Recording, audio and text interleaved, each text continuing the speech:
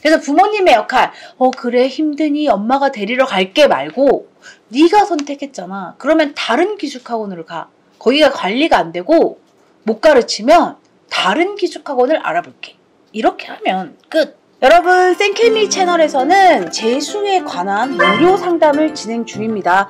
상담 신청하는 구독자분들마다 유료냐 어떻게 결제하냐 이런 물음 많이 하시는데 제 채널 구독자를 위한 무료 상담이고요. 상담 신청 요령은 제 영상 밑에 더보기란이 있습니다. 그걸 누르셔서 그 밑에 상담 신청 요령을 참고하셔서 상담 신청을 해주시면 되고요. 무료입니다. 그러나 제 구독자를 위한 상담입니다. 그러니 구독을 눌러주시고 상담 신청을 해주시면 되겠습니다.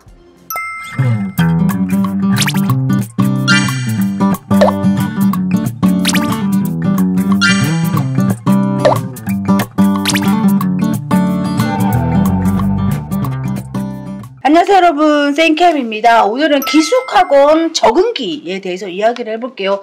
요즘 기숙학원 부적응 때문에 퇴소하려는 아이와 퇴소를 막으려는 부모님의 사연이 많이 들어오고 있습니다.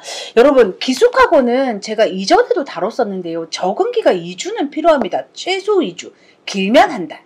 이게 모든 환경이 바뀌잖아요. 이게 집, 잠, 화장실 다 바뀌는데 여기서 적응하는데 최소 2주. 그러니까 잘 먹고 잘 자고 잘 응가하는데 걸리는 게 2주고요. 그리고 아무리 고3 때 공부를 열심히 했어도 12시 반에 지침하고 6시 반에 일어나서 이 하루 종일 공부하는 걸 해보지 않은 학생들이 대부분이에요. 그러니까 휴대폰도 있고 친구들도 있고 잠깐 PC방도 갈 수 있고 이런 생활을 하다가 이제는 그 안에 갇혀서 진짜 공부만 해야 되는, 공부 말고 할 게 없는 이런 환경으로 들어가서 여기서 적응하는데 이 리듬, 신체 리듬, 이 사이클 적응하는데도 2주는 당연히 걸리겠죠. 근데 이 2주 안에 못하겠다, 힘들다, 집에 가고 싶다 이런 연락이 학생들로부터 부모님에게 와요. 그러니까 2주 동안 적응기이기 때문에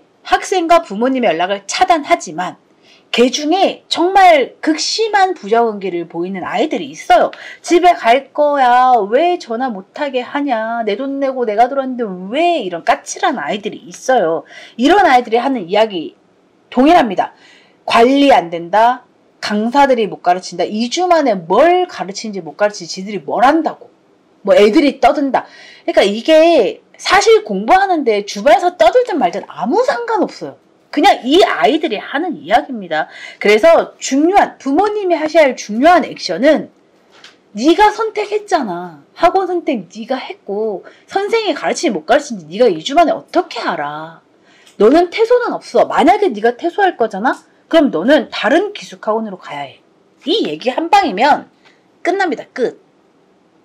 여러분, 전에 영상에도 말씀드렸지만 심한 부적응은 학생이 엄마에게 집에 가겠다고 쪼르는 게 아니라 학원에서 데려가라고 해요. 이 아이 데려가세요. 근데 학생이 부모에게 전화 오는 건 심한 부적응이 아니라는 소리입니다. 그래서 부모님의 역할, 그래 힘드니 엄마가 데리러 갈게 말고 네가 선택했잖아. 그러면 다른 기숙학원으로 가. 거기가 관리가 안 되고 못 가르치면 다른 기숙학원을 알아볼게. 이렇게 하면 끝. 여러분, 그래서 기숙학원 선택할 때는 학생의 의지가 중요하고 학생의 동의가 필요하고 최종 학원 선택은 학생이 해야 한다는 게 이 말입니다. 네가 선택해서 네가 하겠다고 해서 들어갔는데 왜? 그리고 너는 다른 기숙학원으로 갈 거야. 끝. 대부분 기숙학원 부적응으로 집에 오려고 하는 아이들은 통학을 하겠다고 합니다. 또는 독재 통학을 하겠다고 합니다. 그래서 여러분, 그건 안 된다. 안 되는 이야기다. 부모님 커트해 주시면 아이는 분명히 적응합니다. 심한 경우 탈출을 시도합니다. 밤에 이제 몰래 밤에도 당직 선생님들이 있거든요. 그 선생님들 뚫어서 탈출합니다. 이런 아이들은 어쩔 수 없어요. 그러나 19은 포기. 내가 이제 집으로 가서 자유로운 생활을 할 수 없구나를 포기하는 순간 공부를 하기 시작합니다. 이게 부모님들이 이야기하시는데 학원 선택하면 끝나는 줄 알았는데 들어간 이후에 처리해야 할 일들이 너무 많네요. 이런 얘기들 많이 하십니다. 뭐 룸메이트와의 부적응도 나올 수 있고 강사와의 마찰도 일어날 수 있고.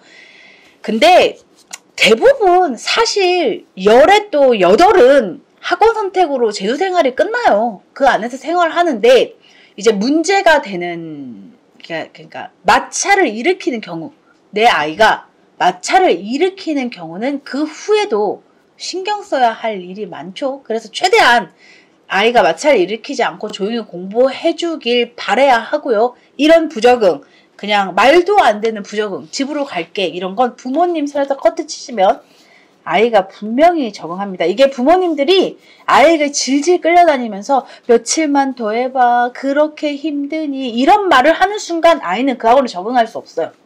내가 집에 갈 수 있다라는 생각을 하는 순간 이 아이는 그 학원에서 적응해야 할 이유가 없어요. 모든 게 불만인 거.